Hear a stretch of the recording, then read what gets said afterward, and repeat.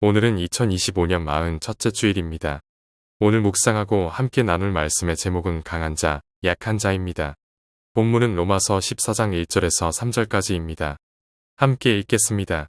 믿음이 연약한 자를 너희가 받되 그의 의견을 비판하지 말라. 어떤 사람은 모든 것을 먹을 만한 믿음이 있고 믿음이 연약한 자는 채소만 먹느니라. 먹는 자는 먹지 않는 자를 업신여기지 말고 먹지 않는 자는 먹는 자를 비판하지 말라. 이는 하나님이 그를 받으셨음이라.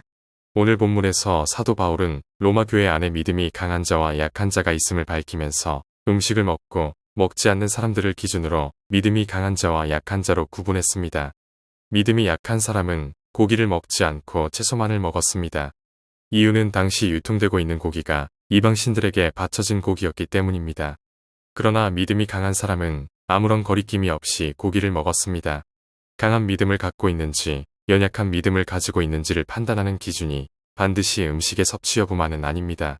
여러 가지 측면에서 믿음이 강한 자와 믿음이 약한 자를 구분할 수 있기 때문입니다. 오늘날의 교회에도 믿음이 강한 자와 약한 자가 존재합니다.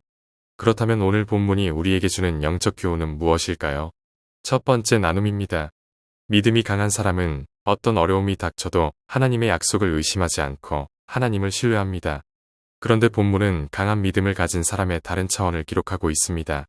진정으로 믿음이 강한 자는 믿음이 약한 사람을 비난하지 않는다는 것입니다. 진정으로 믿음이 강한 자는 믿음이 약한 사람을 업신여기지 않고 자신의 강함을 연약한 지체를 돕는 데 사용한다는 것입니다.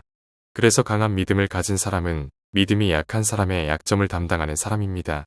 믿음이 강한 자는 영적 우월감을 드러내지 않고 영적 겸손으로 믿음이 약한 자를 돕는 사람입니다.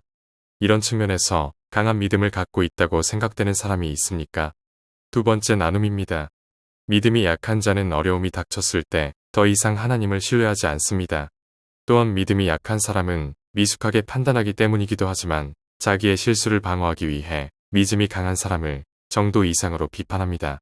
그래서 본문의 믿음이 약한 자가 우상에게 바쳐졌던 재물을 먹는 믿음이 강한 사람을 이해하지 못하고 비판했던 것 같습니다.